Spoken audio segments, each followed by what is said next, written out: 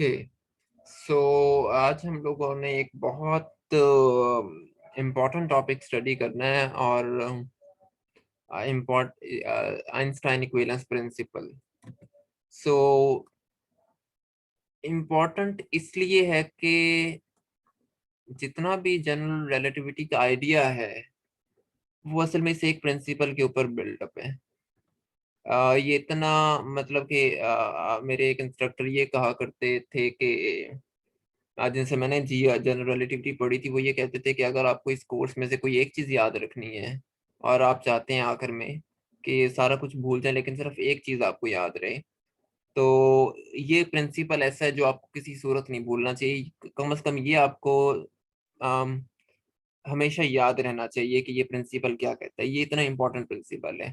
बाकी जितनी भी चीजें, अगर ऑल्दो ये एक अच्छा आइडिया नहीं है, वो खुद भी यही कहते थे, लेकिन लेट्स सपोज कि अगर आपको एक चीज सिर्फ इस कोर्स में से याद रखना चाहते हैं और सारा कुछ बाद में वक्त के साथ भूल जाता है, तो देन ये प्रिंसिपल कम से कम आपको नहीं भूलना चाहिए। अम, ये आइंस्टाइन ने 1907 में दिया था और इसको उसने अपनी जिंदगी की सबसे खुशगवार याद कहा था। सो अगर आप वैसे ही गूगल पे करके देखें ना, Einstein happiest thought of life, so Einstein ने इसको अपनी जिंदगी की सबसे हैप्पीएस्ट थॉट कहा था, इस आइडिया को। और देन 1907 में ये आइंस्टाइन ने इसको फॉर्मुलेट किया था और देन फिर उसको तकरीबन 9 साल लगे थे 1916 तक। 1916 में जाके उसने जनरल रिलेटिविटी की कंप्लीट इक्वेशन दी थी। लेकिन वो सारा का सारा जो फॉर्मुलेशन है वो इस मेन आइडिया पे रिलाई करती है। सो अभी तक जो हम चीजें पढ़ते आ रहे थे उनमें हमने ग्रेविटी को एज सच इनकॉर्पोरेट नहीं किया था। ये ग्रेविटी और स्पेस टाइम के ताल्लुक को बराह रास्त उसको उसको उसको स्टडी नहीं किया था। लेकिन अब हम उसी डायरेक्शन में जा रहे हैं और अगले 6-7 लेक्चर्स में हम ये फॉर्मुलेशन बिल्डअप कर लेंगे और प्रॉब्ली आइंस्टाइन फील्ड इक्वेशंस तक भी पहुंच जाएंगे। कैसे ग्रेविटी का ताल्लुक है आपके स्पेस टाइम के स्ट्रक्चर के साथ, या कैसे ग्रेविटी उसमें कर्वेचर पैदा करती है। लेकिन उससे पहले कुछ बहुत इंपॉर्टेंट कुछ स्टफ है जो हमें करना होगा। सो आज का जो लेक्चर है वो सिर्फ हमारा एक तरह से सिर्फ उसकी फिजिक्स हम देख रहे हैं, जनरल रिलेटिविटी की आज मेन आइडिया की। और देन फिर आगे हमारे जो लेक्चर्स होंगे वो काफी इंटेंसिव होते जाएंगे मैथमेटिक्स के लिहाज से। बहरहाल ये कुछ लोग इसकी कहानी इस तरीके से सुनाते हैं कि मुझे हिस्टोरिकली इतना आइडिया नहीं है कि इसमें कितनी सच्चाई है, लेकिन मेरा ख्याल है कि ठीक है। ये काफी आइंस्टाइन की काफी बायोग्राफी में भी ऐसे ही बात लिखी हुई है कि आइंस्टाइन एक स्विस पेटेंट ऑफिस में क्लर्क के तौर पर काम करता था 1907 में। और एक क्लर्क के तौर पर वो काम करता था, तो बैठा बैठा अचानक दोपहर के वक्त ना वो खिड़की के पास जाता है और देन सामने की तरफ देखता है, तो सामने ना कोई बिल्डिंग बन रही होती है। अचानक उसके जहन में ख्याल ये आता है कि अगर उस सामने वाली बिल्डिंग से कोई शख्स छलांग मारे तो क्या वो खुद को जमीन पर गिरता हुआ महसूस करेगा। लोग मतलब इसको ऐसे ही लिखा हुआ है। अब आई डोंट नो कि इसमें कितनी सच्चाई है कितनी नहीं, लेकिन बहरहाल तो आइंस्टाइन ने फिर इसका जवाब असल में इस इक्विवेलेंस प्रिंसिपल की फॉर्म में निकाला और अपने जनरल रिलेटिविटी आइडिया पे फॉर्मुलेट की कि वो खुद को जमीन पर गिरता हुआ महसूस नहीं करेगा, क्योंकि जितना वो जमीन की तरफ आ रहा है उतना जमीन भी उसकी तरफ जा रही है। सो ये एक थोड़ी सी वेक स्टेटमेंट है, लेकिन हम इसको प्रिसाइजली आगे आगे मतलब देखेंगे। सो बार वो मेन क्वेश्चन यही था कि अगर कोई शख्स कोई चीज जमीन पर गिर रही है, कोई भी ऑब्जेक्ट, तो क्या वो खुद को जमीन पर गिरता हुआ महसूस कर रही है। क्या जो बात तो क्या उसको कैसे पता लगेगा कि वो जमीन पर गिर रही है या वो किसी ग्रेविटेशनल फील्ड में है, या क्या मामला वहां पर हो रहे हैं। सो बेसिकली इस चीज को हम इक्विवेलेंस प्रिंसिपल कहते हैं। असल में ये जो इक्विवेलेंस प्रिंसिपल है ये कोई देखा जाए तो नया नहीं है। आप लोगों ने इसका नाम पहले नहीं सुना होगा, लेकिन आप लोग इसको मेरे ख्याल में 9th क्लास से पढ़ते आ रहे हैं किसी ना किसी फॉर्म के अंदर। सो इसका जो मेन आइडिया स्टार्ट होता है वो तो गैलीलियो के उसी एक्सपेरिमेंट से स्टार्ट हो जाता है, जिसमें गैलीलियो ने कहा था कि जिस तमाम जो बॉडीज हैं, अगर आप उन्हें किसी भी हाइट से गिराएं, मुख्तलिफ मैसेस की बॉडीज हों, सो यहाँ पर कोई बॉडी है मैस M1 की, यहाँ पर कोई बॉडी M2 की, आप उन्हें ये आपके पास कोई सरफेस है, अगर आप उन्हें जमीन पर गिरा रहे हैं तो ये दोनों सेम वक्त में जमीन पर नीचे आएंगी। और देन फिर लोगों ने इसके लिए एक्सपेरिमेंट किए, इवन चांद पे जाके भी इसके सिलसिले में एक एक्सपेरिमेंट हुआ है।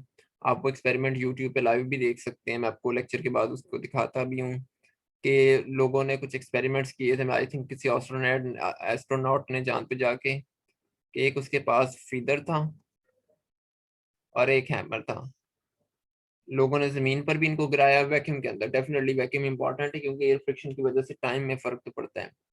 सो कंप्लीट वैक्यूम के अंदर अगर आप इनको गिराएं तो दोनों सेम वक्त में जमीन पर गिरेंगे। हालांकि हैमर का वजन से 1 kg होगा और ये जो है ये तो सिर्फ कुछ ग्राम्स हैं, से 5 ग्राम्स है। तो एक बहुत डिफरेंस है मैसेज का। लेकिन ये दोनों सेम वक्त में जमीन पर गिरते हैं। So that's another way of to state equivalence principle. उसी तरीके से फिर न्यूटन ने भी इसको फॉर्मुलेट किया है। और और मतलब बहुत सारे लोगों ने इक्विवेलेंस प्रिंसिपल, मतलब लोगों को पता था आइंस्टाइन से पहले भी कि इक्विवेलेंस प्रिंसिपल नाम की चीज होती है। अब वो इक्विवेलेंस प्रिंसिपल असल में है क्या, पहले हम ये देखते हैं। पहले हम इसको सिर्फ स्टेट करते हैं एक इस, और फिर हम इसको देखते हैं कि आइंस्टाइन ने इसमें क्या कंट्रीब्यूशन किया था। इक्विवेलेंस प्रिंसिपल असल में ये है कि inertial mass is same as the gravitational mass। अब ये दो इंपॉर्टेंट चीजें हैं, इनर्शियल मास और ग्रेविटेशनल मास। ये दोनों सेम चीजें हैं। सेम का मतलब है कि mi inertial mass is equal to mg gravitational mass. ये सिर्फ ये इक्विवेलेंस प्रिंसिपल है। अब और ये इक्विवेलेंस प्रिंसिपल वाकई जनरल रिलेटिविटी का हार्ट है। ये उसका दिल है इस पूरी थ्योरी का। पूरी थ्योरी इस चीज के ऊपर रिलाई कर रही है कि ये चीज नेचर में होती है। और ये बहुत एक एस्टोनिशिंग चीज है, अभी हम थोड़ी देर में देखते हैं। सो लेट्स सी कि सर जी सर जी सर रियल लाइफ में तो फैदर और हैमर सेम टाइम पे नहीं पहुंचेंगे ना। वो क्योंकि फैदर वो बाद अब हम वैक्यूम के अंदर एक्सपेरिमेंट नहीं कर रही है। अगर हम वैक्यूम के अंदर एक्सपेरिमेंट करें फिर सेम वक्त में आएंगे। यहाँ ओके तो आपके सर। पास एयर फ्रिक्शन होती है ना, जी। और वो एयर फ्रिक्शन है या एटमॉस्फेयर, हवा में नमी है, हवा का कोई प्रेशर है, वो चीजें डिफरेंट ऑब्जेक्ट्स को डिफरेंट तरीके से अफेक्ट करती हैं। Okay sir. तो उसकी वजह से फर्क पड़ता है। लेकिन फिर भी अगर आप एक काम करके देखें ना, आप लेट्स सपोज कि आप ये काम डेफिनेटली फीदर के साथ तो करना मुश्किल होगा, लेकिन अगर आप एक टेनिस बॉल लें और उसके मुकाबले में कह लें कि कोई एक ब्रिक ले लें या दो ब्रिक्स ले लें और उनको जरा छत पे जाके वहां से मतलब ध्यान से एक्सपेरिमेंट करने की जरूरत है। उन्हें छत पे जाके नीचे फेंके तो आपको देखेंगे कि ऑलमोस्ट वो सेम ही वक्त में नीचे गिरेंगी। ऑलमोस्ट मैं इसलिए कह रहा हूँ क्योंकि उनके अंदर कुछ डिफरेंस आएगा, शायद माइक्रो सेकंड्स का आ जाए, मिली सेकंड्स का आ जाए, या हो सकता है कि बहुत ही किस्मत खराब हो तो कुछ सेकंड्स का, एक एक सेकंड का फर्क आ जाए, 1 1.5 सेकंड का। But still same he, almost same वक्त में जमीन पर गिर रही होंगी। लेकिन उसके लिए ओके आपका सर। फासला थोड़ा सा ज्यादा होना चाहिए ताकि किसी हद तक उसको ऑब्जर्व भी किया जा सके। ठीक है। ये मैं भी आपको ना इसकी इसको इसको दिखाता हूँ, इसकी 2 वीडियोस दिखाता हूँ जो जमीन जमीन पर ये एक्सपेरिमेंट किया गया था लेक्चर के बाद, और जो चांद पे गया था। मैं आपको दोनों वीडियोस दिखाता हूँ फिर आपको थोड़ा सा और अंदाजा हो जाएगा। सो अब हम ये देखते हैं कि ये असल में इक्विवेलेंस, ये इनर्शियल मास क्या होता है।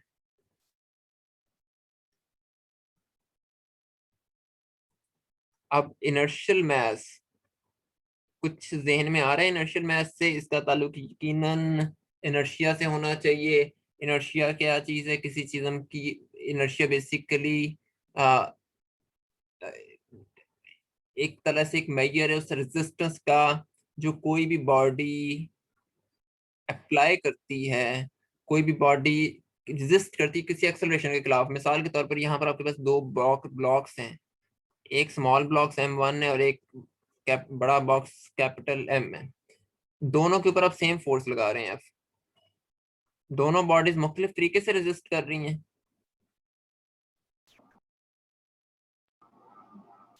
दोनों यस बॉडीज सर। मुख्तलिफ तरीके से रेजिस्ट कर रही हैं ना। जी सर। और आप ये फोर्स किस तरीके से कैलकुलेट कर रहे हैं, F is equal to. M अब ये रेजिस्ट क्यों मुख्तलिफ तरीके से करें, क्योंकि इनके मैसेज डिफरेंट है। ऐसे जी ही है, सर। उनके जी मैसेज सर। असल में किस चीज को रेस्ट्रिक्ट कर रहे हैं, किस चीज को इफेक्ट कर रहे हैं, इनके एक्सेलरेशन को। So basically this mass is called inertial mass. It measures your resistance to acceleration. अगर आप किसी चीज को, किसी ऑब्जेक्ट को पुश कर रहे हैं तो ये असल में आपके एक्सेलरेशन को रेजिस्ट करता है। जब भी आप किसी चीज पे फोर्स लगाते हैं आपको कुछ रेजिस्टेंस वहां से मिलती है, वो रेजिस्टेंस आपके पास इनर्शियल मास होती है। Newton laws are inertial laws. Newton laws are valid in inertial frame of references. Basically this mass is inertial mass. This is the amount of resistance which you are about to face when you apply some force and try to accelerate it. So the body tries to resist that acceleration. Whatever object it tries to resist that acceleration. मतलब वो नहीं चाहता कि आप उसको उसकी जगह से हिलाएं। ऑब्जेक्ट नहीं चाहता। जितनी आप उसके ऊपर फोर्स लगाते हैं, जितना उसका मास होता है, वो उतना ज्यादा आपको रेजिस्ट करता है। दैट्स वाई कि अगर आप सेम फोर्स किसी साइकिल पे लगा रहे हैं और किसी ट्रक पे लगा रहे हैं, आप साइकिल को तो शायद हिला रहे हैं, लेकिन ट्रक को तो आप शायद साइकिल को तो आप एक जगह से दूसरी जगह पहुंचा दें, लेकिन ट्रक को तो आप हिला भी नहीं सकते। क्यों? क्योंकि उसका इनर्शियल मास ज्यादा है, वो ज्यादा रेजिस्टेंस अप्लाई कर रहे हैं। Got the idea? कुछ कुछ आई बात समझ में? Yes sir. सो ये चीज होती है हमारे पास इनर्शियल मास। अब हम देख लेते हैं कि ग्रेविटेशनल मास क्या होता है। आप लोगों ने ग्रेविटेशनल मास के बारे में पढ़ा हुआ है पहले।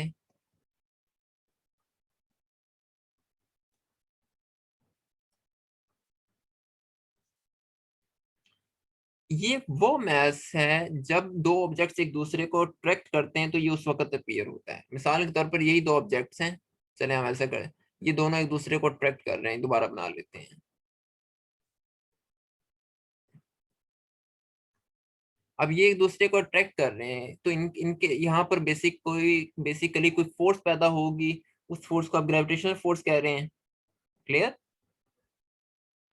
तो यस सर। उसको आप ऐसे लिखते हैं, F इज इक्वल टू जी।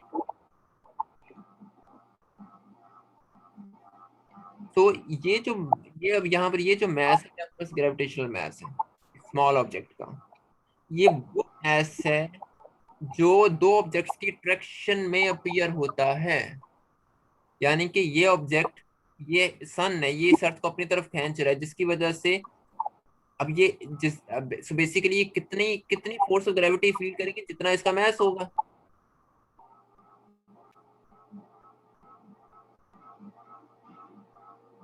अगर आप यहाँ पर स्मॉल एम को चेंज कर दें तो यहाँ पर फोर्स ऑफ अट्रैक्शन चेंज हो जाएगी ना, ग्रेविटी की फोर्स। Yes sir. सो मुझे यहाँ पर स्मॉल बताने दें। सो बेसिकली ये वो वाला मैथ है जो दो ऑब्जेक्ट्स की ट्रैक्शन के दौरान अपीयर होता है।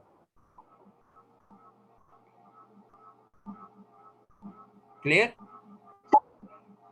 सर फिर ऐसे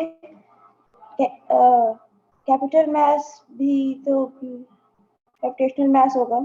हाँ, लेकिन मसला ये कि चूंकि ये बड़ी बॉडी है तो छोटी बॉडी तो इसको मतलब लेट्स सपोज कि ये यहाँ से कहीं से जा रहा है, बाहर से घूम, ये बड़ा वाला सन, तो बेसिकली तो उस सूरत में भी सन ही जमीन को अपनी तरफ खींचेगा, जमीन तो सन को अपनी तरफ नहीं खींच सकती, क्योंकि वो इफेक्ट तो डेफिनेटली उसमें तो इतनी एक तरह से पावर ही नहीं है।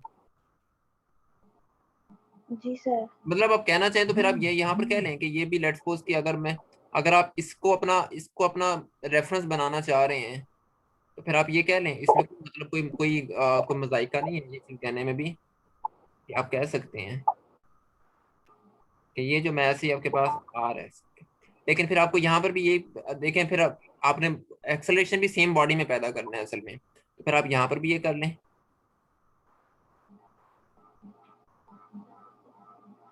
क्योंकि हम सेम बॉडीज को देख रहे हैं ना डिफरेंट सिचुएशन में। ओके सर ठीक है। ठीक है?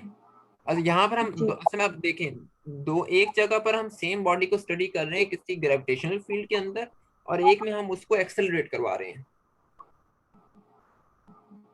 तो वो ठीक दो है। तरह के मैसेज आ रहे हैं आपके पास यहाँ पर, एक उसको एक्सेलरेट करवाने से, यूनिफॉर्मली एक्सेलरेट करवाने से, और दूसरा उसको किसी ग्रेविटेशनल फील्ड के अंदर स्टडी करने से, किसी ग्रेविटेशनल अट्रैक्शन की वजह से। So gravitational mass is something by which you get affected by other bodies through gravity. So हम यहाँ पर कहना असल में ये चाह रहे हैं कि M I is equal to M G, यानी एक मतलब ये भी है कि acceleration is gravity.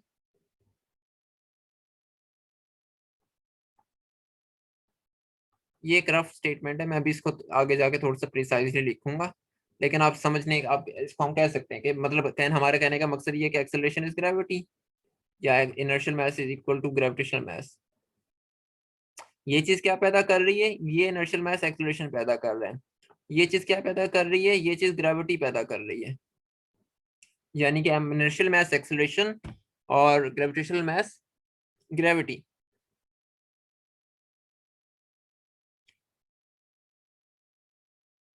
Got the idea? Yes sir. जहां पर भी कोई कंफ्यूजन हो मुझे बता दीजिएगा। ये इसे थोड़ा सा कंफ्यूजिंग आर्टिकल है, बट ट्राई कि हम इसको देखते हैं क्या। सो एक बहुत सरप्राइजिंग फैक्ट है कि दोनों सेम है, क्योंकि असल में और सरप्राइजिंग और इंटरेस्टिंग इसलिए कि कोई रीजन ऐसी है नहीं कि ये दोनों सेम हो। मिसाल के तौर पर हम ना यहाँ पर इस एम जी को ग्रेविटेशनल चार्ज भी कह सकते हैं। अब ये ग्रेविटेशनल चार्ज मैं इसको किस एनालॉजी से कह रहा हूँ, अब देखें। एफ इज इक्वल टू, अगर मेरे पास कोई इलेक्ट्रोस्टैटिक फोर्स हो तो वहां पर ये चीज बन जाएगी क्यू क्यू आर स्क्वेयर। अब ये आपके पास क्या चीज है, ये आपके पास इलेक्ट्रोस्टैटिक चार्ज है। ये वो चार्ज है जो तो यहाँ पर हम कह रहे थे कि ये वो मैस है जो बेसिकली आप कह लें कि जो दो ऑब्जेक्ट्स की अट्रैक्शन के दौरान पैदा होता है ड्यू टू ग्रेविटी, दो ऑब्जेक्ट्स की ड्यू टू ग्रेविटी अट्रैक्शन के दौरान पैदा होता है। ये वो चार्ज है तो जो दो ऑब्जेक्ट्स की, दो पार्टिकल्स की इलेक्ट्रोस्टैटिक अट्रैक्शन की वजह से पैदा हो रहा है। सो तो क्या फिर एम आई को क्यू ई के बराबर होना चाहिए? हमें पता है नहीं होता बराबर, ऐसे ही है, हमें पता है ना कि नहीं होता बराबर। Yes sir. तो सो बेसिकली इन हम कह सकते हैं कि हर केस के अंदर ऐसा नहीं होता कि वो जो किसी फोर्स फील्ड के अंदर जो अट्रैक्शन की वजह से चार्ज पैदा हो रहा है, वो ग्रेविटेशनल चार्ज है, इलेक्ट्रोस्टैटिक चार्ज है, वो आपके पास उस चार्ज या मास के बराबर हो जो आपके पास एक्सेलरेशन की वजह से पैदा हो रहा है किसी इनर्शियल सिस्टम के अंदर। लेकिन ग्रेविटी के केस में ऐसा होता है, सिर्फ ग्रेविटी के केस में ऐसा होता है कि इन दो बॉडीज की ट्रैक्शन की वजह से पैदा होने वाला मास उस बॉडी को एक्सेलरेट करवाने वाले मास के बराबर होता है। सॉरी, मतलब उस बॉडी को एक्सेलरेट करवाने में जितनी रेजिस्टेंस लगती है वो जिस मास की वजह से लगती है उस मास के बराबर होता है।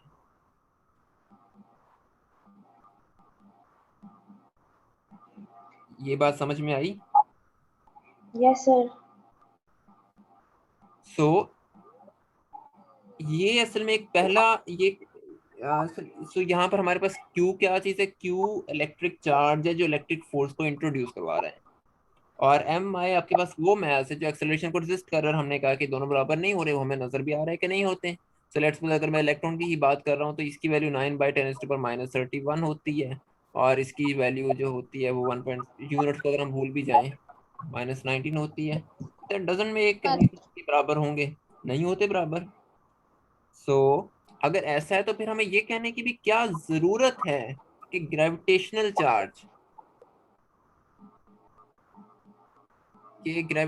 चार्ज ये बेसिकली आपके पास एम जी के बराबर है। ये चीज बराबर होती है इनर्शियल मास के। क्या हमें ये कहने की जरूरत है? नहीं होनी चाहिए, क्योंकि यहाँ पर जब ये चीज बराबर नहीं है, जब ये इलेक्ट्रोस्टैटिक चार्ज के बराबर नहीं, फिर इसको ग्रेविटेशनल चार्ज के बराबर भी नहीं होना चाहिए। अब यहाँ पर अब ये भी इंपॉर्टेंट बात है कि आप लोग चार्ज का मतलब सही अज्यूम कर रहे हैं या नहीं कर रहे। मैं अब चार्ज को आप थोड़ा सा उसकी फॉर्मल डेफिनेशन से हटके सोचिए। चार्ज बस एक ऐसी क्वांटिटी है जो किसी भी अट्रैक्शन, जो उस अट्रैक्शन की वजह से प्रोड्यूस हो रही है, अपीयर हो रही है अचानक से। सर इसमें QG क्या है? वो बेसिकली ग्रेविटेशनल चार्ज है, जिसको हम ग्रेविटेशनल मास कहते हैं।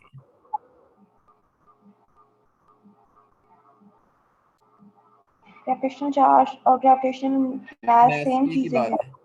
है, एक ही बात है।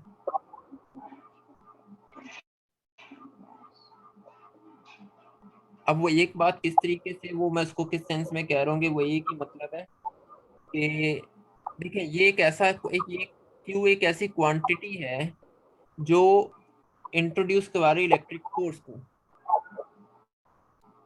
एम जी क्या है? एम जी एक ऐसी क्वांटिटी है जो इंट्रोड्यूस करवा रही है ग्रेविटेशनल फोर्स को।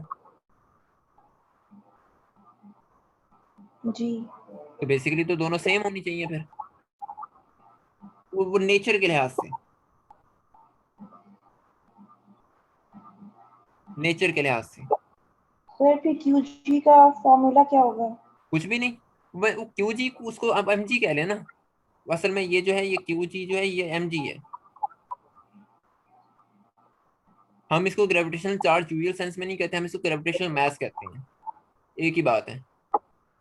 Okay sir. लेकिन अगर आप इसको सोचना चाहें और मतलब इसके लिहाज से कोई एनालॉजी बनाना चाहें, तो आप इसको ग्रेविटेशनल चार्ज कह सकते हैं, इस क्यू जी को, अगर आप इसको इलेक्ट्रोस्टैटिक के लिहाज से एनालॉजी बनाना चाह रहे हैं तो।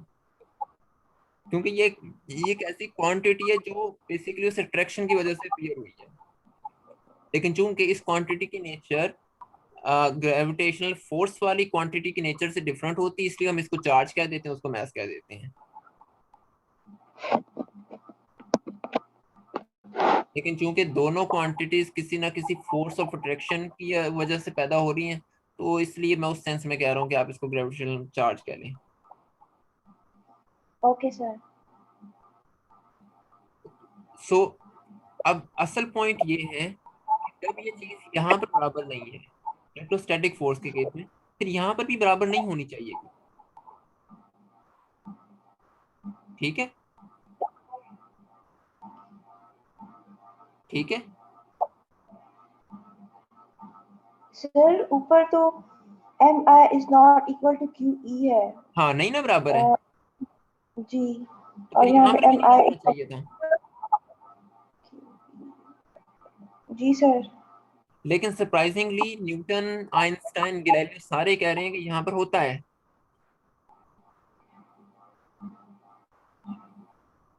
हमने यही क्लेम किया ना कि यहाँ पर होता है। जी sir. Inertial mass is the same as the gravitational mass. Yes sir. अच्छा, लेकिन हम ये नहीं कह रहे कि inertial mass is the same as the electrostatic mass, क्योंकि हमने भी कहा है कि this is not equal to. आपको इन दोनों क्वांटिटी में बस फर्क समझने की जरूरत है। ये वो फर्क है जो एक्सीलरेशन की वजह से पैदा हो रहा है, सॉरी ये वो फर्क है जो फोर्स की वजह से पैदा हो रहा है, किसी फोर्स फील्ड की वजह से पैदा हो रहा है, अपीयर हो रहा है। सॉरी, पैदा नहीं हो रहा, अपीयर हो रहा है। और ये वो इफेक्ट है जो जब आप किसी जिस्म को एक्सेलरेट करते हैं तो उसकी जो रेजिस्टेंस होती है वो इसकी शक्ल में जाहिर होती है। तो अगर वो चीज इस इलेक्ट्रोस्टैटिक फोर्स के लिए बराबर नहीं है, तो फिर उसको ग्रेविटेशन के लिए भी बराबर नहीं होना चाहिए। लॉजिक तो यही कहती है। यस लेकिन सर। आइंस्टाइन, गैलीलियो, न्यूटन सब ये कह रहे हैं कि नहीं, ग्रेविटेशनल के फोर्स के लिए केस डिफरेंट होता है, ये दोनों चीजें बराबर होती हैं। ठीक है। Yes sir. तो basically this is what makes gravity very interesting. यहाँ पर हमें कुछ अब नया मिलने की उम्मीद है। यहाँ पर ये एक बहुत डिफरेंट फीचर है, और यहाँ पर हमें कुछ नया मिल सकता है। तो ये वो सिंगल आइडिया था जिसकी बुनियाद पर ये पूरा जनरल रिलेटिविटी का ढांचा खड़ा हुआ है। या आप कह लें कि ये वो सिंगल आइडिया था जिसकी वजह से आज आप ब्लैक होल्स को स्टडी करते हैं, आज आप कायनात के फैलाव को स्टडी करते हैं, आप ग्रेविटेशनल वेव्स को स्टडी करते हैं। वो ये उन सब के पीछे ये एक सिंगल आइडिया है कि MI = mg। अब यहाँ पर दोबारा से एक मिनट जरा इसको सोच देख लें, इस बात को सोच लें कि आपको ये पॉइंट बिल्कुल क्लियर हो रहा है कि इनर्शियल मास क्या, आप ये चीजें आपके जहन में क्रिस्टल क्लियर होनी चाहिए कि इनर्शियल मास क्या है, ग्रेविटेशनल मास क्या है, और हम इन दोनों को बराबर ले रहे हैं। अगर इसमें कोई कंफ्यूजन अभी भी आ रही तो मेरे से पूछ लें, ये बहुत इंपॉर्टेंट चीज है। इसमें कोई कंफ्यूजन है अभी फिर हम बाद में देखते हैं कि इसमें आइंस्टाइन ने क्या चेंज की थी।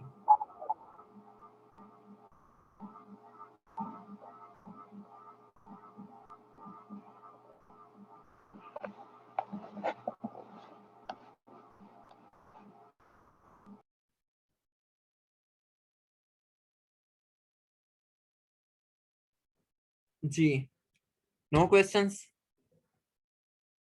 No sir. सो तो जब गैलीलियो ने ये कहा था, या कि जब हम ये बात करते हैं कि वो तमाम ऑब्जेक्ट्स जिनके मैसेज डिफरेंट होते हैं वो वैक्यूम में ग्रेविटी के इन्फ्लुएंस में सेम रेट से नीचे गिरते हैं, अगर वो किसी ग्रेविटेशनल फील्ड में और वहां पर वैक्यूम है, तो वो चाहे उनका मैस जो मर्जी हो, वो सेम रेट से नीचे आएंगे। इसका मतलब ये है कि जितनी ग्रेविटी उस वक्त पॉइंट पर मौजूद है उतना ही उनके अंदर एक्सेलरेशन पैदा हो रहा है, जिसका दूसरा मतलब ये है कि MI = mg in vacuum under the influence of gravity।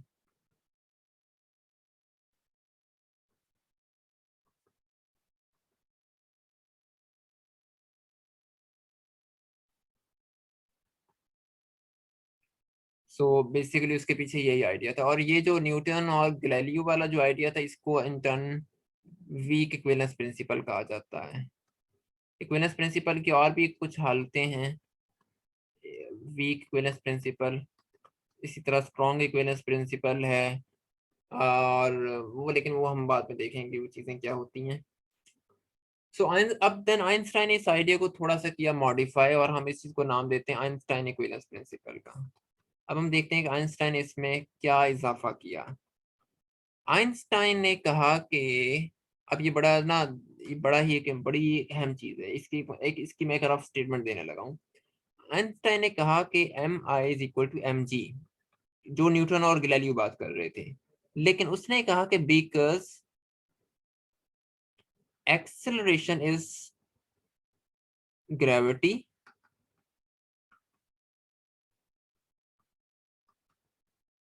और उसने यहाँ पर एक और चीज इंसर्ट कर दी, लोकली। अभी मैं थोड़ी देर बाद आपको बताऊंगा कि इस लोकली का क्या मतलब है। तो फिलहाल आइंस्टाइन ने ये कहा कि इनर्शियल मास और ग्रेविटेशनल मास दोनों बराबर होते हैं क्योंकि एक्सेलरेशन असल में ग्रेविटी है। ये एक रफ स्टेटमेंट है, ये प्रिसाइज स्टेटमेंट नहीं है इसकी, ये चीज याद रखें। ये अभी हम इसको प्रिसाइजली करेंगे स्टेट। और असल में इस चीज को आइंस्टाइन ने अपनी जिंदगी के सबसे खुशगवार याद कहा था कि चूंकि एक्सेलरेशन, लोकल एक्सेलरेशन ग्रेविटी के बराबर होता है, लिहाजा इनर्शियल मास और ग्रेविटेशनल मासेस बराबर होते हैं। अब इस बात का मतलब क्या है, अब इसके लिए हम कुछ थॉट एक्सपेरिमेंट्स करते हैं। सो लेट्स सपोज कि आप, मैं यहाँ पर एक एलिवेटर ड्रॉ करते, हम चलें यहाँ पर कोई एलिवेटर ड्रॉ कर लेते हैं। सो लेट्स सपोज कि मेरे पास यहाँ पर एक एलिवेटर मौजूद है और इसमें यहाँ पर कहीं पर आप मौजूद हैं, और ये एलिवेटर ना ऊपर किसी सपोर्ट के साथ यहाँ पर मैंने बांधी हुई है। अब मैं अचानक से करता ये हूँ कि मैं ना ये एक रस्सी है, मैं इस रस्सी को यहाँ से काट देता हूँ। अब ये एलिवेटर क्या करेगी, नीचे गिरना शुरू हो जाएगी। ये बेसिकली जमीन की तरफ, ये यहाँ पर कोई सरफेस है अर्थ की, ये जमीन की तरफ आना शुरू हो जाएगी। अब एक चीज अब यहाँ पर इस एलिवेटर के अंदर क्या आप खुद को वेटलेसनेस की हालत में महसूस करेंगे? क्या आपको अपना वेट महसूस होगा? ये फ्री फॉल है ना, अब ये फ्री फॉल है।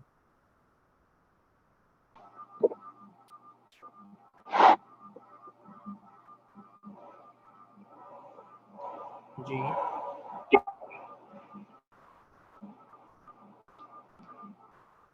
जी सर, फ्री फॉल है। तो क्या आपको यहाँ पर आपका वेट महसूस होगा? No sir. नहीं, आपको यहाँ पर अपना वेट महसूस नहीं होगा। वेट महसूस ना होने का मतलब ये है कि आपके ऊपर किसी किस्म की फोर्स अप्लाई नहीं हो नहीं रही। हो रही। ये आइडिया है सिंपली। ठीक है, कि अगर आप किसी फ्री या, फॉल के अंदर हो तो आप अपना वेट फील नहीं करते, क्योंकि आपके ऊपर किसी किस्म की फोर्स नहीं लगती, किसी भी किस्म की फोर्स नहीं लगती। अब हम इसी केस को थोड़ा सा आगे लेके जाते हैं, थोड़ा सा इसमें कुछ मॉडिफिकेशंस करते हैं और फिर आइंस्टाइन के ओरिजिनल ख्याल पे पहुंचते हैं कि आइंस्टाइन क्या कहना चाह रहा है। सपोज करते हैं कि आप एक रॉकेट अगेन एक रॉकेट में मौजूद हैं, फर्स्ट केस।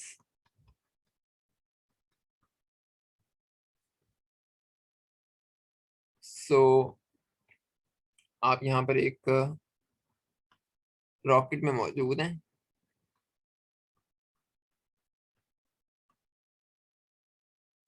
और ये एक रॉकेट क्लोज है। अब ये एक इम्पॉर्टेंट कंडीशन है, ये बिल्कुल सील्ड रॉकेट है। आप बिल्कुल बाहर नहीं देख सकते, आपको कुछ नहीं पता बाहर क्या है, आप बिल्कुल फील नहीं कर सकते कि बाहर क्या हो रहा है, कुछ सुन नहीं सकते बाहर से। मतलब कि बिल्कुल अकेले हैं, आप किसी चीज को महसूस नहीं कर सकते, आप किसी किसी जरिए से आपका बाहर की दुनिया से कोई कनेक्शन नहीं है, देखने के जरिए, सुनने के जरिए, किसी भी चीज के थ्रू। ये क्लोज रॉकेट है, no way to see outside.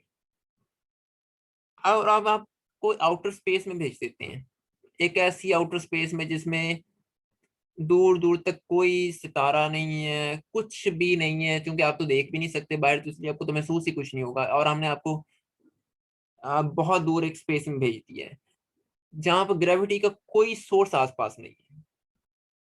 और वहां पर हम क्या करते हैं कि आपको एक्सेलरेट करवाना स्टार्ट कर देते हैं इस डायरेक्शन में, किसी एक्सेलरेशन जी के थ्रू। ये आपका रॉकेट है। ठीक है, यहां तक बात समझ में आ रही है एक्सपेरिमेंट क्या हो रहा है? Yes sir. लेकिन जैसे ही आप एक्सेलरेट करवाना शुरू करते हैं, आपको ऐसे लगता है कि आपके ऊपर एक फोर्स लगना शुरू हो। अब आप चूंकि अब आप एक्सेलरेट कर रहे हैं, अब आप कॉन्स्टेंटली मूव नहीं कर रहे हैं, अब आप जैसे ही आप एक्सेलरेशन स्टार्ट करेंगे, आपको महसूस होगा कि यहाँ पर आपको आपको एक यहाँ पर एक फोर्स महसूस होना शुरू हो जाएगी जो आपके पैरों पे लग रही है, जो आपको नीचे की तरफ खींच रही है। काउंटर इफेक्ट तो होना है उसका। Yes sir. अच्छा, अब हम एज्यूम करते हैं कि यहाँ पर आपके पास एक बॉल थी, आपके हाथ में एक बॉल है। यहाँ पर आप इस बॉल को रिलीज कर देते हैं, आप ये देखेंगे कि ये बॉल भी नीचे की तरफ गिर रही है। ठीक है, जी सर। अब यहाँ पर आपने क्या रखा था? आपने इस रॉकेट को रखा था जमीन से बहुत दूर, जहाँ पर कोई सोर्स ऑफ ग्रेविटी नहीं था। तो हमें पता है कि यही होना चाहिए। जी सर। अच्छा, अब इसी एक्सपेरिमेंट को कर लें, दोबारा से इसको मैं कॉपी कर लेता हूँ डायग्राम को। और अब इस रॉकेट को वापस ले आते हैं जमीन पे। अब हम इस रॉकेट को वापस जमीन पर ले आते हैं और इसको अर्थ के ऊपर करते हैं। सो ये अर्थ के ऊपर पड़ा हुआ था, देन हमने इसको ऊपर एक्सलेट करना शुरू किया। आपको फौरन पता लगा कि आपके पैरों के ऊपर को फोर्स लग रही है और आपने बॉल फेंकी, वो बॉल नीचे की तरफ गिर रही है। वही सारा काम हो रहा है जो पहले हुआ था। जी सर। तो क्या आप अब अच्छा, क्या लेकिन इस पहली सिचुएशन में क्या था? ग्रेविटेशनल फील्ड थी? No. No, no gravitational field. लेकिन यहाँ पर क्या है? ग्रेविटेशनल फील्ड है, यस सर। लेकिन रॉकेट अभी भी सील्ड है। मतलब मैंने आपका रॉकेट ले आया हूँ जमीन के अंदर, लेकिन आपको नहीं पता आपका रॉकेट जमीन पे है या नहीं। क्योंकि आप तो महसूस ही नहीं कर सकते, आप तो देख ही नहीं सकते। तो क्या आपको कैसे पता लगेगा? आप क्या फिर इन दोनों सिचुएशन में कोई फर्क बता सकेंगे?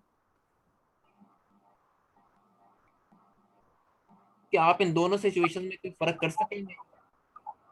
No sir. नहीं कर सकेंगे।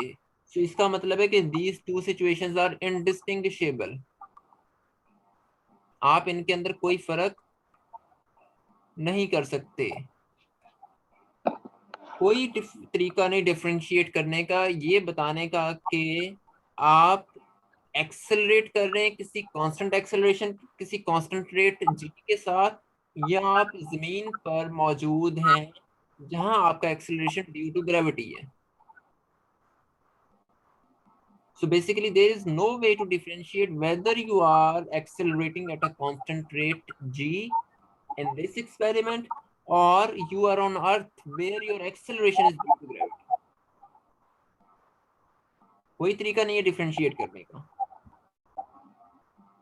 Yes sir. So both situations are equivalent.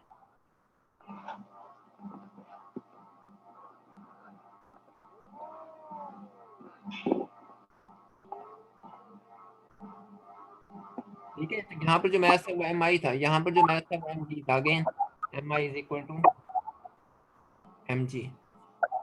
ठीक है, ये बात आ गई समझ में?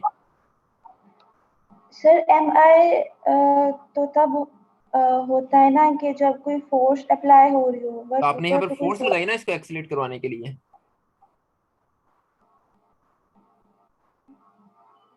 सर जैसे रॉकेट में में थ्रस्ट होता है। हाँ कह ले, हाँ आप बिल्कुल ठीक है, यहाँ पर कोई थ्रस्ट है, यहाँ पर कोई इंजन ठीक लगा है था, सर। आपने इंजन ऑन कर दिया, ये ऊपर जाना शुरू हो गया, जो जो बेसिकली जी प्रोड्यूस कर रहा है। ओके सर ठीक है। तो यानी कि आप इन दोनों सिचुएशन में कोई फर्क नहीं कर सकते। जी सर। That's good. अब कुछ आइडिया समझ में आ रहा है कि एम आई और एम जी का सेम होने का मतलब क्या था? Yes sir. अच्छा, अब हम इसमें थोड़ा सा और मॉडिफिकेशन करते हैं, इसका एक और केस देख लेते हैं। अच्छा, सेकंड केस।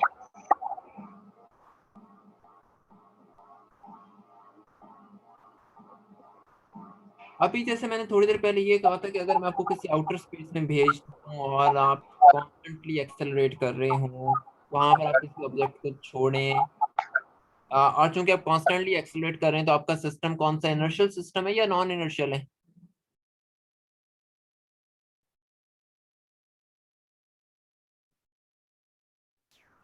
हाँ जी, इनर्शियल है सर। इनर्शियल है। और वहां पर फिर आप वेटलेस की हालत में होंगे। ठीक है। Yes sir. अच्छा, जी। दूसरी सिचुएशन में हमने ये कहा था कि अगर आप जमीन के ऊपर फ्री फॉल कर रहे हो, यानी कि रॉकेट जमीन की तरफ फ्री फॉल गिर रहा हो, फ्रीली फॉल कर रहा हो, तो भी आप वेटलेस की हालत में होंगे। दोनों सिचुएशंस बराबर थी। और जी। जी सर। अच्छा, तो यानी कि आप दोनों, अच्छा सो यानी कि आप दोनों सिचुएशन में कोई मतलब इसको इस तरीके से देखें कि इसको इस तरीके से, मेरा कहने का मतलब यहाँ पर ये है कि लेट्स सपोज कि आपके पास एक रॉकेट है, यहाँ पर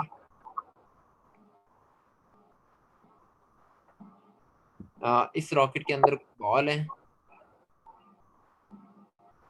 आप इस बॉल को, इस ऑब्जेक्ट को रिलीज कर देते हैं। अब ये फ्री, ये बेसिकली आउटर स्पेस में मौजूद है और कॉन्स्टेंटली एक्सेलरेट कर रहा है ऊपर की तरफ। आप सिर्फ इसको देख रहे हैं। आप देखते हैं कि ये जो बॉल है ये अपनी जगह पर ही रहती है। मतलब जितना ही रॉकेट ऊपर जा रहा है उतनी बॉल नीचे आ रही, जितना ही ऊपर जा रहा है उतनी एक्चुअल बॉल तो वहीं की वहीं रहेगी। आप इस ऑब्जेक्ट को रिलीज करते ये, और किसी इनर्शियल फ्रेम के अंदर ये वहीं पर ही रहना चाहिए, क्योंकि इसका एक्सेलरेशन क्या है, कांस्टेंट है, कॉन्स्टेंटली एक्सेलरेट हो रहा है अब, कांस्टेंट एक्सेलरेशन के साथ। अब ये, सर ऊपर वाले एक्सपेरिमेंट में कांस्टेंट एक्सेलेरेशन नहीं था। नहीं, वहां पर आप उसको एक्सेलरेट कर रहे थे। बट बट कांस्टेंट नहीं था। हाँ, ओके। अब यहाँ पर आपने कोई कांस्टेंट एक्सेलरेशन प्रोड्यूस, नहीं सॉरी, यहाँ एक मिनट, आप एक मिनट जरा, हमने, एक मिनट सॉरी, एक मिनट, आई थिंक मैंने,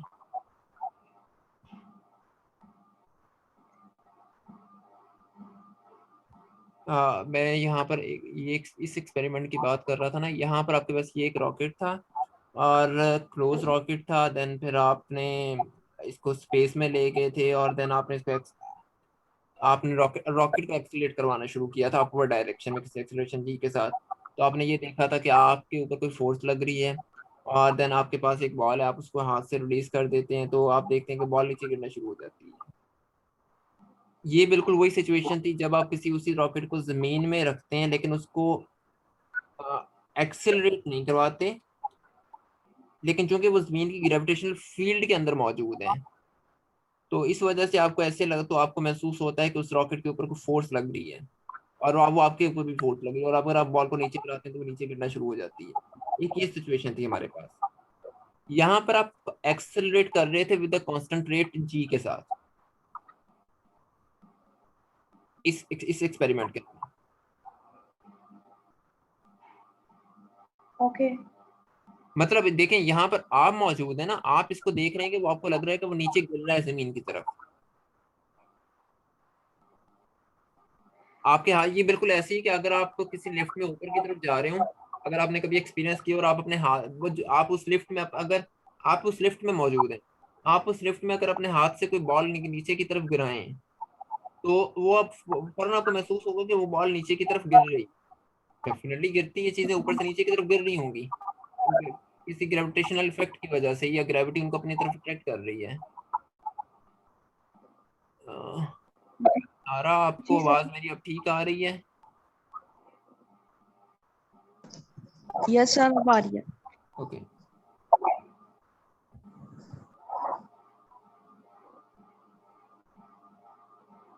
अब लेकिन अब हम यहाँ पर बात करें फ्री फॉलिंग की। अब आप अगर आप अब ये सिचुएशन आपके पास ये है कि आप स्पेस में बहुत दूर मौजूद हैं, कॉन्स्टेंटली एक्सेलरेट कर रहे हैं, लेकिन आपका सिस्टम इनर्शियल है। इस सूरत में क्या आप खुद को वेटलेस महसूस करेंगे?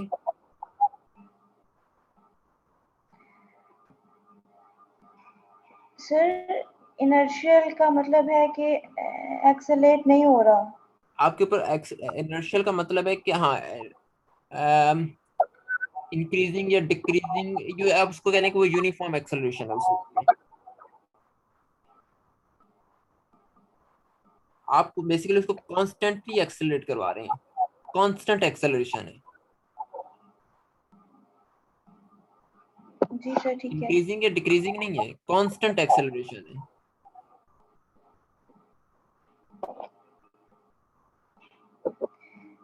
कांस्टेंट एक्सेलरेशन का मतलब है कि बॉडी यूनिफॉर्म वेलोसिटी से मूव कर रही है।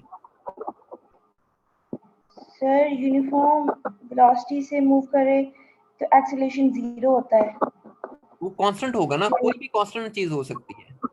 मतलब अगर आपका सिस्टम यूनिफॉर्मली इंक्रीजिंग वेलोसिटी से मूव कर रहा है तो से आपका कांस्टेंट एक्सेलरेशन 2 है या 10 है तो वो कांस्टेंट ही, जी सर, ठीक है। या -10 कह लें डिक्रीजिंग है तो। अगर आपकी वेलोसिटी यूनिफॉर्मली डिक्रीजिंग है तो बस लाजमी नहीं कि वो जीरो, कोई भी कांस्टेंट नंबर होगा, वो जीरो भी हो सकता है, वो नॉन जीरो भी हो सकता है। Okay sir. तो अगर आपकी बॉडी की वेलोसिटी ऐसी है कि वो हर सेकंड में 4 मीटर फी सेकंड ही है तो फिर आपका एक्सेलरेशन जीरो है।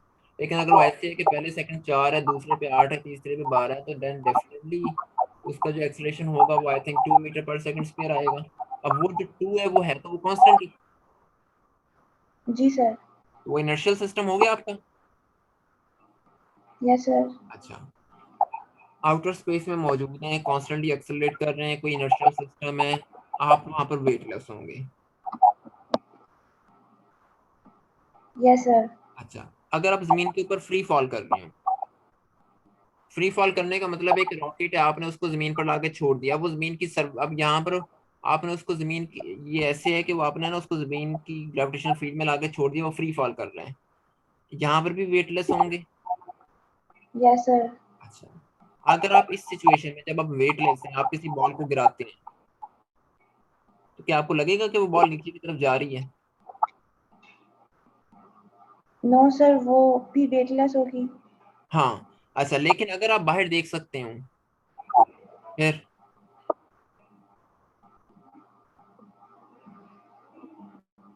फिर आपको लगेगा कि बॉल की रिलेटिव पोजीशन बाहर वाली चीजों की रिलेटिव पोजीशन से डिफरेंट हो रही है। जी सर।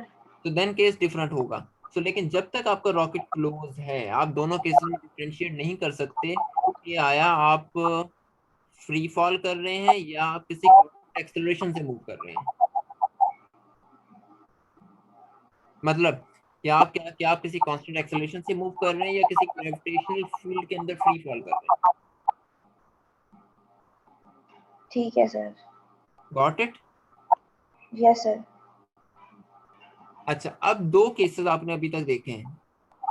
अब दोनों केसेस में हमने काम क्या किया है? पहले केस के अंदर हमने ये किया कि हमने एक्सेलरेशन की तरफ ग्रेविटी पैदा की थी, जिसकी वजह से बॉल नीचे की तरफ गिर रही थी। पहले केस में एक्सेलरेशन की वजह से ग्रेविटी, आपने इसको एक्सेलरेट करवाया जिसकी वजह से ग्रेविटी पैदा हुई और ये बॉल नीचे की तरफ गिरना शुरू हो गई। जी सर। अगले केस में आपने क्या किया? आप चले गए किसी फ्री फॉल के अंदर, आपने एक ऐसा फ्रेम ऑफ रेफरेंस यूज कर लिया जो free fall frame of reference, और वहां पर बॉल नीचे की तरफ नहीं गिर रही थी। आप देख रहे थे कि वो जहां पर पड़ी हुई है वो वहां पर ही पड़ी हुई है, बेशक आपने उसको छोड़ दिया। Got the point? Yes sir. तो आपने दूसरे केस में क्या किया? आपने एक पर्टिकुलर फ्रेम में जाके ग्रेविटी को रिमूव कर दिया। हालांकि पहले वही बॉल नीचे की तरफ गिर रही थी, लेकिन जैसे ही आप एक ऐसे फ्रेम में गए जो फ्री फॉल का था, वहां पर ग्रेविटी रिमूव हो गई। Yes sir. सो इस बात का मतलब क्या है? इस बात का मतलब ये है कि ये मैं इसको लिखता हूँ, know experiment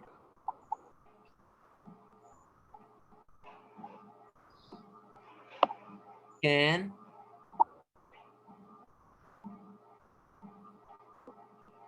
distinguish a uniform acceleration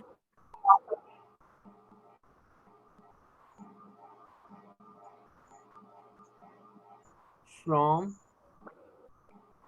a uniform gravitational field। Again, uniform acceleration वाली बात का मतलब ये है कि आपके पास एक रॉकेट है, यहाँ पर कोई बॉल है, आप इसको कॉन्स्टेंटली एक्सेलेरेट करवा रहे हैं, ये बॉल यहीं पर की यहीं पर ही रहेगी, नीचे की तरफ नहीं गिरेगी। ये यूनिफॉर्म एक्सेलरेशन है। दूसरे केस में सेम रॉकेट है, आपने उसको जमीन के ऊपर फ्री फॉल करवा दिया है, अब ये किसी ग्रेविटेशनल फील्ड के अंदर मौजूद है, लेकिन फिर भी बॉल नीचे की तरफ नहीं गिर रही है, बॉल अपनी जगह पर ही मौजूद है। यहाँ पर क्या है? यूनिफॉर्म एक्सेलरेशन है। यहाँ पर क्या चीज है? यूनिफॉर्म ग्रेविटेशनल फील्ड है। लेकिन दोनों सिचुएशन के अंदर रिजल्ट्स डिफरेंट नहीं आ रहे।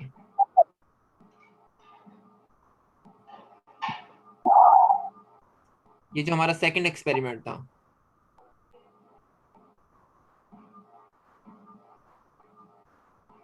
समझ में आई बात? Yes sir. सो यहाँ इस पहले केस के अंदर हमने क्या किया था? दोबारा से, पहले केस के अंदर हमने एक्सेलरेशन के थ्रू ग्रेविटी पैदा की थी, बॉल नीचे की तरफ गिर रही थी। दूसरे केस में चले गए हम एक free fall frame of reference में, और वहां पर हमने ग्रेविटी को रिमूव कर दिया और बॉल नीचे की तरफ नहीं गिरी।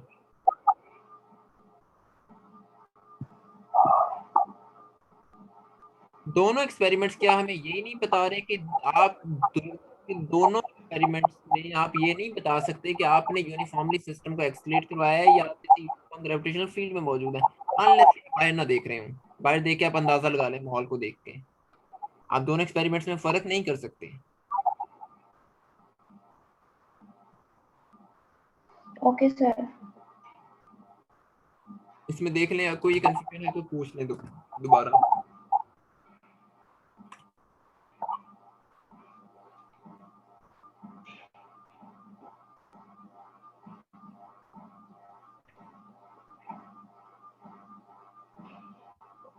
हाँ जी, नहीं कोई कंफ्यूजन नहीं है। No sir. सो अब यहाँ पर इसका फायदा क्या है? इसका फायदा ये है कि दोनों सिचुएशन के अंदर लॉज ऑफ फिजिक्स सेम रहेंगे आपके पास। चाहे आप किसी ग्रेविटेशनल फील्ड के अंदर मौजूद हो, चाहे आप किसी यूनिफॉर्मली एक्सीलरेटिंग सिस्टम में मौजूद हो, लॉज ऑफ फिजिक्स तब्दील नहीं होंगे। सो इसको हम इस्तेमाल किस तरीके से करते हैं, जो हम बहुत ज्यादा फायदा इसका लेते हैं, वो ये लेते हैं कि हम दोनों में से किसी एक सिस्टम के अंदर किसी पर्टिकुलर फिनोमेना को स्टडी कर लेते हैं। तो लेट्स सपोज किसी लिफ्ट के अंदर स्टडी कर लें जो उसी तरह डीप स्पेस में मौजूद हो और बाहर की दुनिया से कनेक्टेड ना हो, यूनिफॉर्म कर रही हो। आप वहां पर देख लें कि से आप लाइट फोटोन के ऊपर फोटोन को स्टडी करना चाहते हैं वहां पर। तो आप इसी रॉकेट में चले जाते हैं और उस रॉकेट के अंदर फोटोन को यहाँ से थ्रो करवाते हैं। दोबारा से ड्रॉ कर लेते हैं।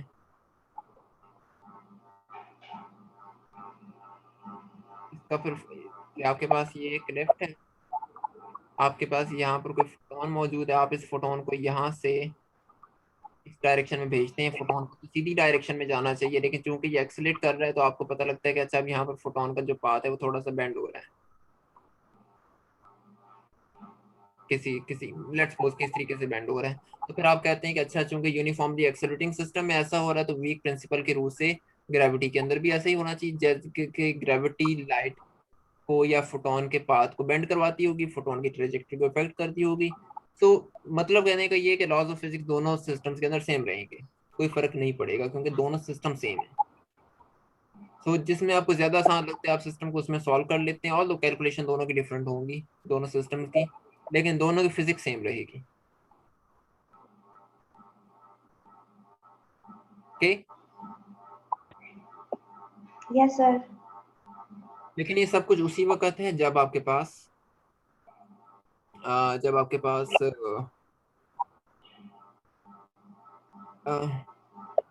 जब आपके पास हम ये कह सकते हैं कि अ, जब आप क्या कहना चाहिए, जब सिस्टम के अंदर किसी किस्म की इनहोमोजेनिटीज नहीं आ रही, आप बिल्कुल परफेक्ट यूनिफॉर्म एक्सेलरेशन से मूव कर रहे हैं। लेकिन लेट्स सपोज कि अगर आपका एक्सेलरेशन मामूली सा भी चेंज होता है देन फिर ऐसा नहीं होगा, फिर ये दोनों सिस्टम्स डिफरेंट होंगे। तो इस चीज को वो जो आप नहीं बात कर रहे थे कि जमीन के ऊपर जब हम दो ऑब्जेक्ट्स को गिराते हैं तो वो सेम वक्त में नीचे क्यों नहीं गिरते, वो असल में यही वजह है, क्योंकि वहां पर आपके सिस्टम की वजह से आपका एक्सेलरेशन यूनिफॉर्म नहीं रहता, चेंज हो जाता है, पॉइंट टू पॉइंट वेरी कर रहा होता है। ठीक है। Yes sir. अच्छा, इस मसले का हल आइंस्टाइन ने फिर कैसे निकाला था? क्योंकि अब अगर ऐसा है तो फिर इक्विवेलेंस प्रिंसिपल होल्ड नहीं करना चाहिए, फिर ये चीज बराबर नहीं रहनी चाहिए M I is equal to M G. तो आइंस्टाइन ने इस मसले का हल निकाला था इस चीज, ये वर्ड बीच में ऐड करके कि ये जो चीज है ये लोकल है। अब हम देखते हैं कि इस लोकल का क्या मतलब है। लोकल और ग्लोबल प्रॉपर्टीज बहुत इंपॉर्टेंट प्रॉपर्टीज हैं फिजिक्स के अंदर। तो अभी हमने हमने कहा ये था कि लोकल एक्सेलरेशन इज ग्रेविटी, जो हमारा क्लेम था।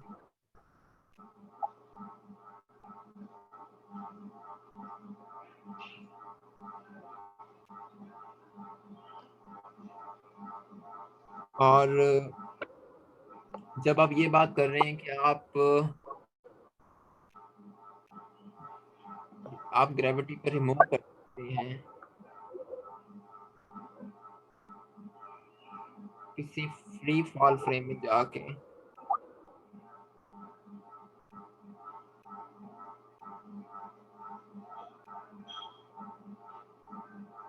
लेकिन ओनली लोकली, सिर्फ लोकल लेवल के ऊपर आप ग्रेविटी को रिमूव कर सकते हैं, ग्लोबली नहीं कर सकते। लेकिन अगेन क्वेश्चन ये कि इस लोकल का मतलब क्या है। ये जो बार बार लफ्ज यहाँ पर हम ऐड किए जा रहे हैं, आखिर इस बात का मतलब क्या। अब ये देखते हैं कि अब पिछली जितनी भी स्टेटमेंट थी वो सारी की सारी लोकल सिस्टम्स के लिए वैलिड है, ग्लोबली वैलिड नहीं है। So that's where equivalence principle की कुछ मॉडिफिकेशंस आती हैं हमारे पास। अच्छा, अब हम कैसे, अब कैसे ये चीज हम इसको देख सकते हैं local list. So let's suppose कि अगेन कुछ एक्सपेरिमेंट करते हैं। फर्ज करते हैं कि आप जमीन पर मौजूद हैं। क्या जमीन की ग्रेविटेशनल फील्ड यूनिफॉर्म है?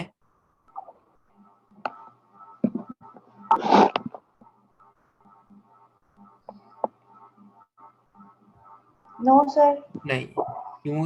क्योंकि ये आपके पास अगर यहाँ पर कोई भी ऑब्जेक्ट है, सो ये बेसिकली आपके पास अर्थ है, ये अर्थ का सेंटर है, और इस पॉइंट के ऊपर फोर्स और होगी, यहाँ पर कुछ और होगी, यहाँ पर कुछ और होगी। तो ये जो फोर्स होती है, लेट्स सपोज कि यहाँ पर कोई ऑब्जेक्ट है, ये जो फोर्स है ये असल में इस ये जमीन के सेंटर की तरफ डायरेक्ट होती है। और चूंकि डिस्टेंस वेरी कर रहा होता है तो डेफिनेटली उसकी ग्रेविटेशन फील्ड की स्ट्रेंथ भी वेरी करती है फिर पॉइंट टू पॉइंट। मतलब बहुत सारी रीजन। एक वैल्यू तो ये है कि जी की वैल्यू भी प्लेस टू प्लेस वेरी कर रही होती है। दूसरी रीजन ये है कि इस ऑब्जेक्ट पे लगने वाली फोर्स चूंकि सेंटर की तरफ अलाइंड होती है तो वो बेसिकली आर का फंक्शन होता है। वो जो फोर्स है आपके पास, आर चेंज होने से वो फोर्स भी फिर तब्दील हो जाती है। सो सो अब हम ऐसा करते हैं कि इस एक non local sort of experiment करते हैं, या एक ऐसा एक्सपेरिमेंट। ये एक बहुत बड़ा रीजन है। ये जितना भी रीजन हमने यहाँ पर बनाया है ये स्पेस टाइम का एक बहुत बड़ा रीजन है। ये एक नॉन लोकल रीजन है। लोकल रीजन से मुराद होता है कि small enough region of space time जिसके अंदर ग्रेविटी के इफेक्ट चेंज ना होते हों। सो लोकल मीन्स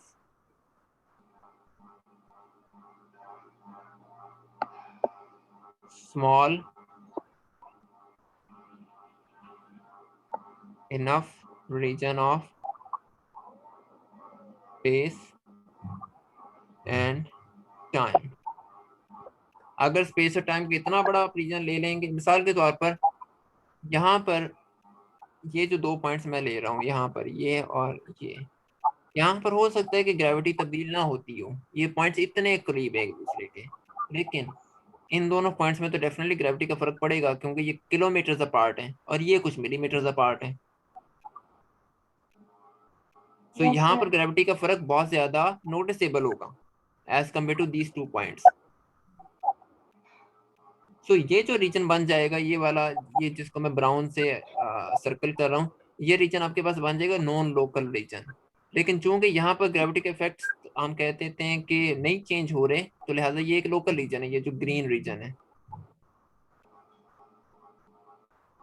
ठीक है। Yes sir. ओके। सो हम जब भी ये बात करते हैं कि इक्विवेलेंस प्रिंसिपल, ये जो प्रिंसिपल होल्ड कर रहा था, फिर ये लोकली होल्ड करता है, ग्लोबली होल्ड नहीं करता। यानी कि आप लोकली ग्रेविटी से छुटकारा हासिल कर सकते हैं, लेकिन जैसे आपका फ्रेम ऑफ रेफरेंस चेंज होगा, फ्रेम ऑफ रेफरेंस चेंज करना बहुत आसान है। आप जरा सा सिस्टम की वेलोसिटी तब चेंज कर दें, उसके एक्सेलरेशन चेंज हो जाएगा, फ्रेम ऑफ रेफरेंस तब्दील हो जाएगा आपका। तो अब आपका सिस्टम लोकल नहीं रहेगा। Yes sir. अच्छा, अब हम इस चीज को एक एक्सपेरिमेंट के जरिए स्टडी करते हैं।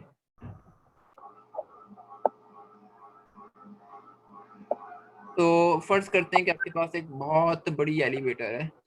एलिवेटर ले लें, रॉकेट ले लें।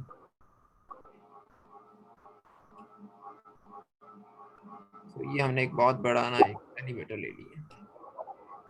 यहाँ पर हमने रख देते हैं दो बॉल्स रख देते हैं। ये इसको कह देते हैं बॉल ए, इसको कह देते हैं बॉल बी। ये हमने अभी अच्छा, ये जो एलिवेटर है ये फ्री फॉल कर रही है जमीन की। यहाँ पर कोई जमीन, यहाँ पर अर्थ है। अच्छा, यहाँ पर कहीं पर आप भी मौजूद हैं, आप देख रहे हैं जरा।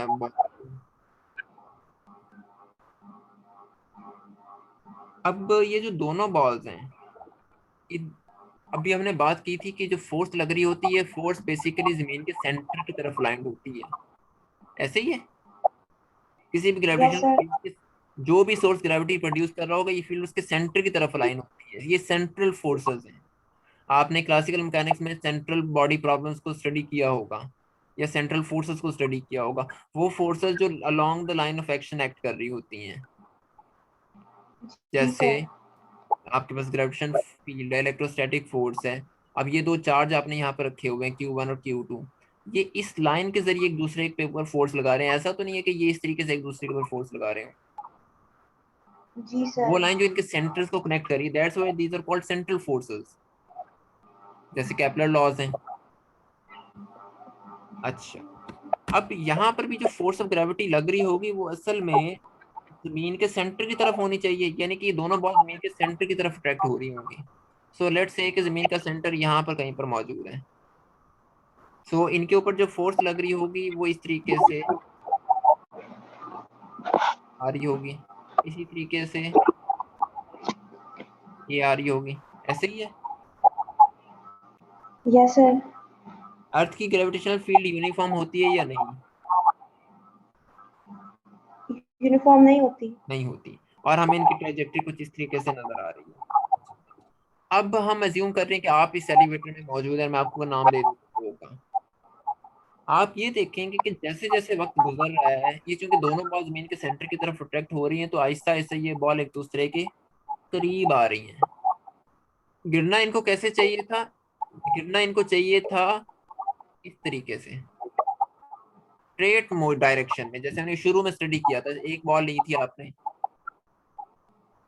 डाउनवर्ड मोशन में आना चाहिए था ना इनको, यस सर। लेकिन ये डाउनवर्ड नहीं आ रही। ये ये आहिस्ता आहिस्ता एक हॉरिजॉन्टल। दूसरे के करीब आ रही है, डेविएट कर रही है अपनी स्ट्रेट मोशन से, स्ट्रेट डायरेक्शन से।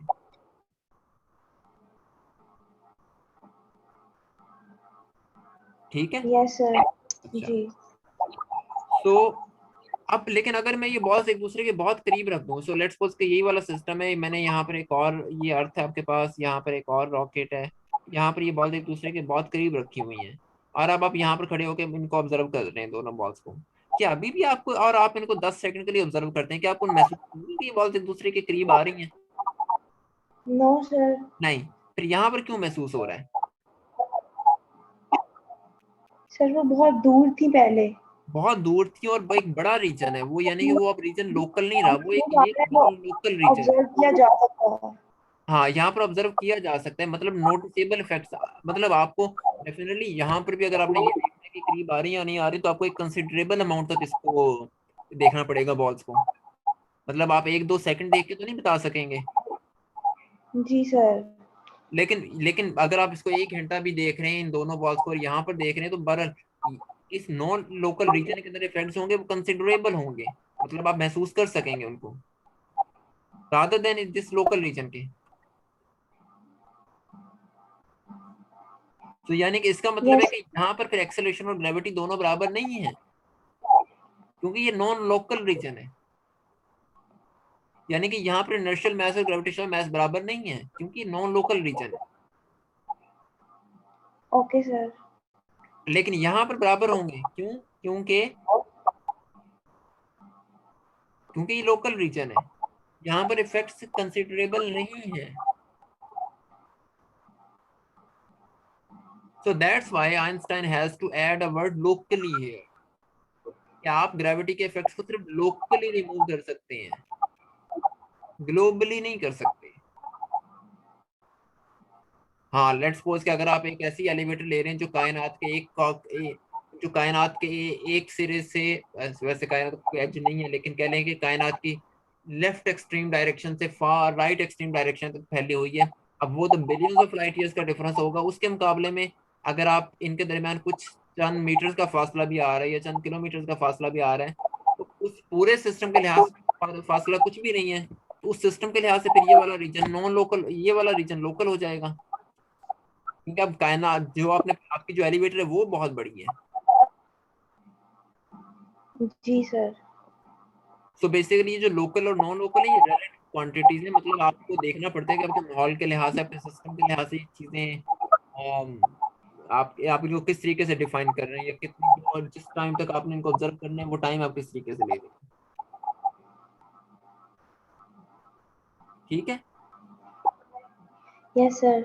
यानी अच्छा, तो यानी कि अभी हमने ये साबित किया कि इस तरह के नॉन लोकल रीजन्स के अंदर आप ये देखते हैं कि ये स्ट्रेट मोशन डाउनवर्ड मोशन में नहीं आती, बल्कि उससे डेविएट करती हैं, और लार्ज इनफ स्केल के ऊपर अगर आप इनको बहुत देर तक ऑब्जर्व करते रहें तो ये जो इफेक्ट्स होती है नोटिसेबल होती है।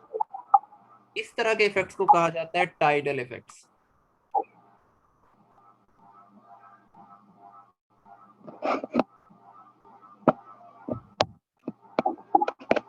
और इन जनरल रिलेटिविटी के अंदर हम यूनिफॉर्म एक्सेलरेशन से तो छुटकारा हासिल कर सकते हैं किसी सूटेबल फ्रेम ऑफ रेफरेंस में जाके। जैसे हमने देखा था कि आप किसी फ्री फॉल फ्रेम में चले जाएं, आप ग्रेविटी से छुटकारा हासिल कर लेते हैं, क्योंकि वहां पर एक्सेलरेशन और ग्रेविटी दोनों बराबर हो जाती हैं। लेकिन आप इन टाइडल इफेक्ट्स या टाइडल फोर्सेस से छुटकारा हासिल नहीं कर सकते। ये हर सूरत में प्रेजेंट रहेंगी, क्योंकि place to place gravity vary करती है।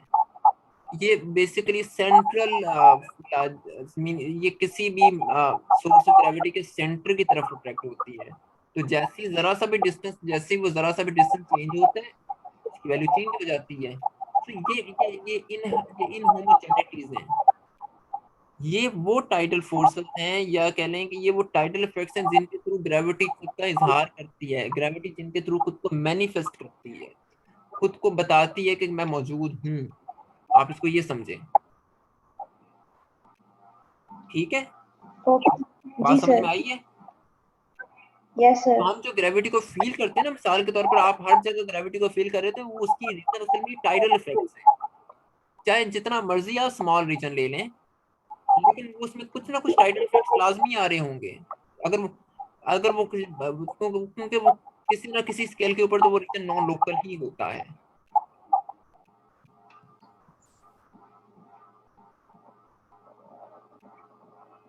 So basically these are the tidal effects through which gravity manifests itself. मसलन जैसे इसकी एक मिसाल ले लेते हैं, वो ये कि आप किसी फ्रीली फॉलिंग फ्रेम में मौजूद हैं, और उस फ्रीली फॉलिंग फ्रेम में किसी किस्म की यूनिफॉर्म ग्रेविटी आपके लिए नहीं है, लेकिन वहां पर आपके लिए फिर भी वहां पर आपके लिए टाइडल इफेक्ट्स होते हैं, जिसकी वजह से आप ये डिड्यूस कर सकते हैं कि आप किसी ग्रेविटेशनल फील्ड में मौजूद हैं।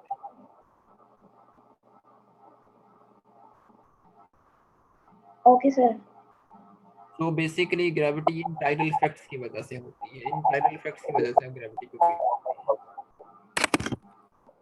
यहाँ तक कोई क्वेश्चन? ये हमारा वैसे आज का लेक्चर था, लेकिन कोई क्वेश्चन है तो आप लोग पूछ लें।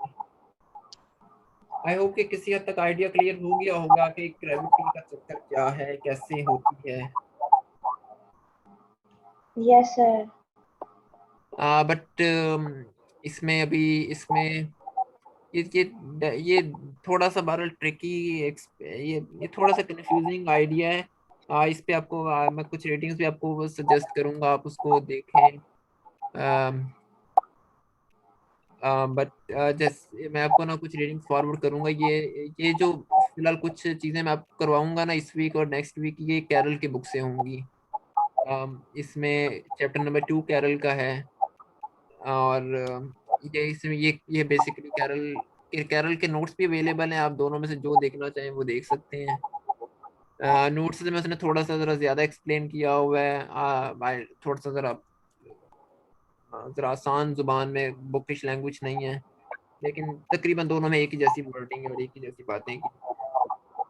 तो ये आप कैरल से भी इसको सर देख आप लें। जी सर नोट्स शेयर कर दीजिएगा। हाँ, ये मैं अभी ना आपके साथ लिंक शेयर कर देता हूँ। तो अभी हम जितने भी अभी जो नेक्स्ट चीज़ें पढ़ेंगे, वो नेक्स्ट वीक भी जो हम काम करेंगे, वो हम कैरल की बुक से ही मतलब कर रहे होंगे। अच्छा, मैं आपको एक दफ़ा वो वीडियो दिखा देता हूँ, फिर हम इसको करते हैं, और फिर हम इस वीक के सेकंड लेक्चर के बारे में डिस्कस करते हैं कि उसको हमने क्या करना है। Show you.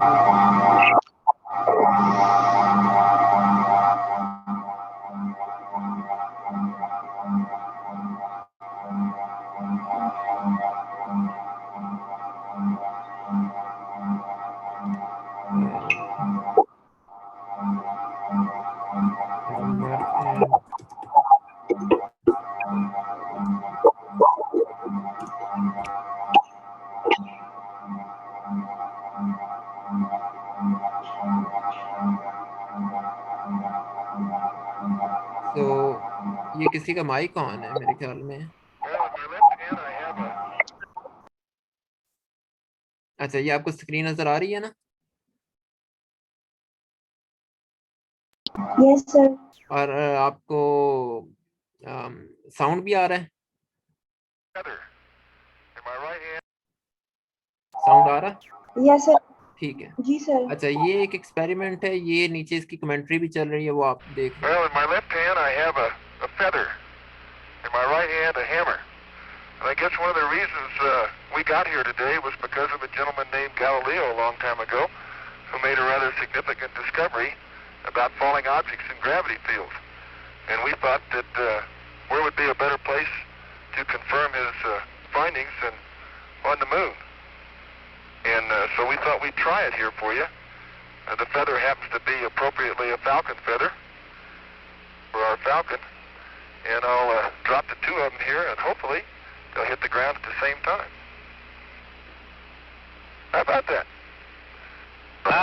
It proves that Mr. Galileo was correct in his findings.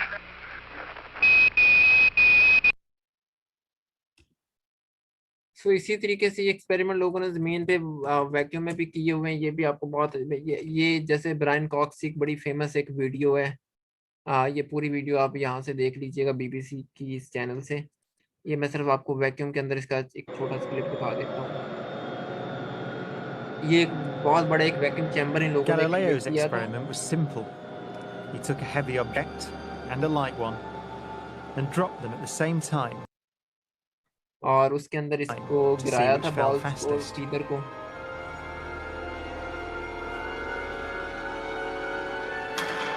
अब ये देखें, ये ग्रेविटेशनल फील्ड के अंदर है। सॉरी, ये यहाँ पर इस वक्त एयर मौजूद है, जिसकी वजह से वो आप देख सकते हैं कि सेम वक्त में नहीं गिरे जमीन पे।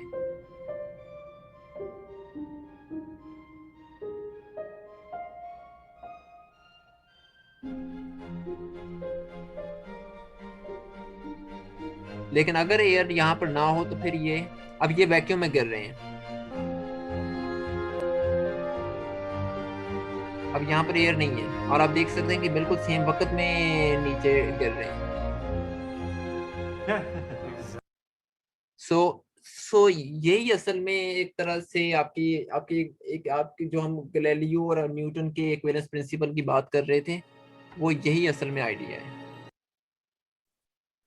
इस पे आपको बहुत अच्छी एनिमेशंस वीडियोस मिल जाएंगी। मैं आपको सजेस्ट करूंगा कि आप लोग ना अपनी तसल्ली के लिए उनको देखें लाजमी। किताब से भी इसको पढ़ लें। किताब में सारी बात है, बहुत अच्छी चीज़ें लिखी हुई हैं, लेकिन इसमें काफ़ी अच्छी एनिमेशंस मिल जाएंगी आपको।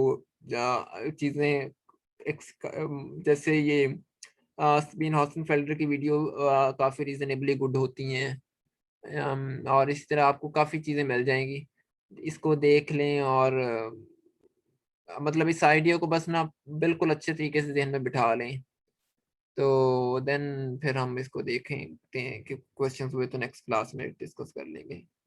कि मैं रिकॉर्डिंग स्टॉप करता हूँ।